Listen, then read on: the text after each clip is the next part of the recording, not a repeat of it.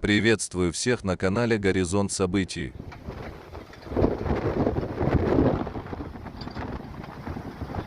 Европа снова пострадала от штормов и наводнений. Под погодным предупреждением находятся Франция, Италия и Бельгия, где несколько регионов оказались под водой. Самый высокий уровень опасности, красный, объявлен в регионах Северной Франции.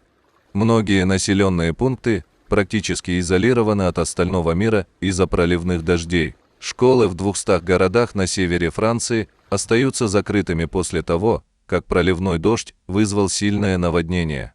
Люди в отчаянии. Вода попала в домохозяйства, и сельскохозяйственные поля были разрушены. Синоптики прогнозируют, что на этой неделе дожди продолжатся. Более того, власти предупреждают, что за наводнениями могут последовать оползни. После того, как октябрь был объявлен самым жарким в истории, Европа одновременно пострадала от нескольких атлантических штормов, которые затронули весь континент от северо-запада до юго-востока. В пятницу Италия выпустила новое предупреждение о погоде для региона Тоскана. Он серьезно пострадал от наводнений, в результате которых погибли 8 человек. В Бельгии, в приграничном с Францией районе, река Изер выходит из берегов, и местные жители спешат укреплять берега, дома и другие постройки.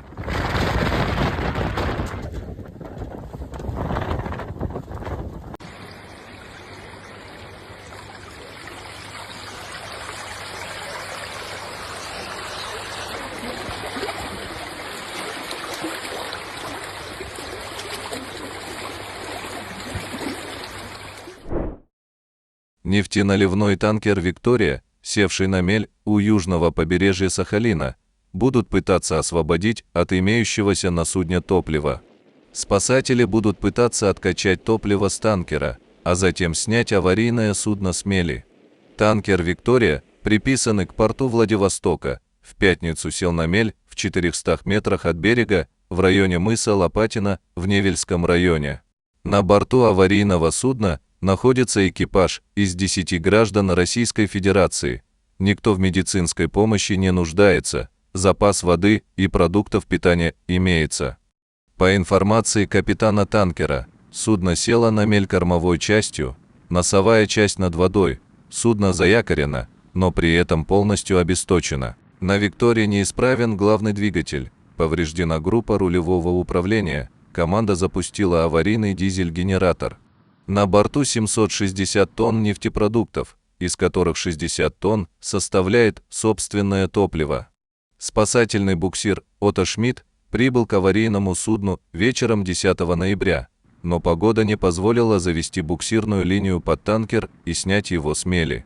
Аварийно-спасательные работы не увенчались успехом и в последующие 2 дня.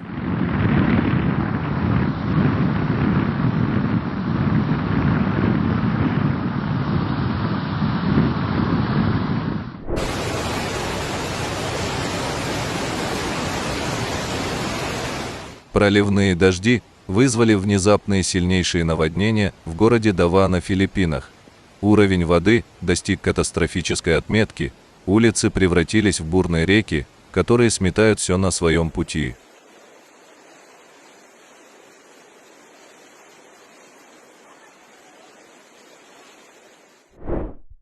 В Стамбуле в подвесной мост через пролив Босфор ударила молния.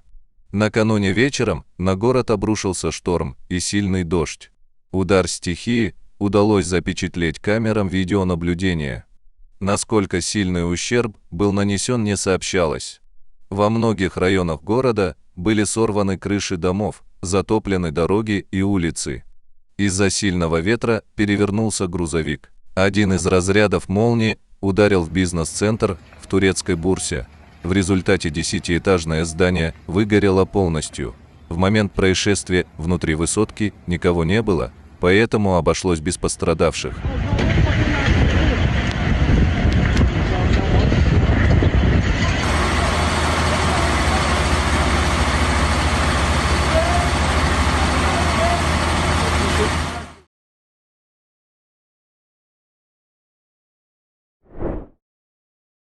Циклон принес сильные осадки, а вместе с ними и масштабные наводнения во Фресниле в штате Сакатекас в Мексике.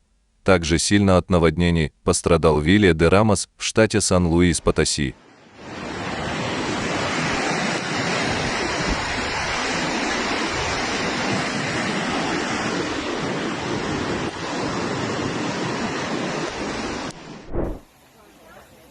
На Барбадосе наблюдается наводнение после дождей в районе Лонг-Бэй, города Сент-Филипп.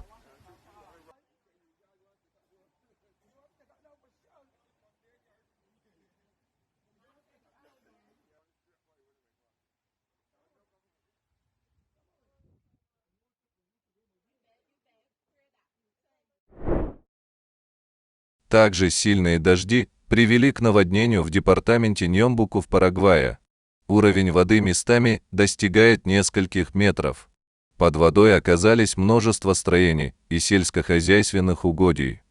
Власти объявили чрезвычайное положение, часть семей пришлось эвакуировать.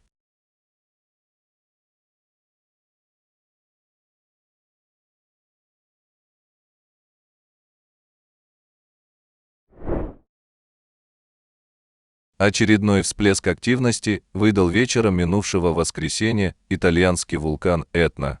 Активное извержение случилось после 18 часов по местному времени. По склонам вулкана стекала лава, выбросы пепла достигали высоты почти в 5 километров, отмечает Национальный институт геофизики и вулканологии Италии. Некоторые близлежащие населенные пункты накрыл пеплопад.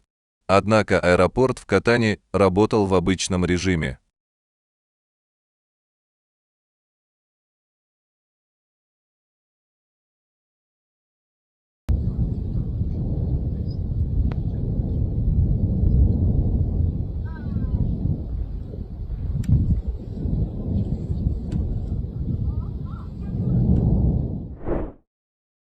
Огромный светящийся болид засняли в небе жители города Камана региона Арекипи в Перу. Небесное тело пересекло небо, оставляя за собой длинный светящийся след. Упал объект или сгорел полностью в атмосфере, неизвестно. Спасибо за просмотр.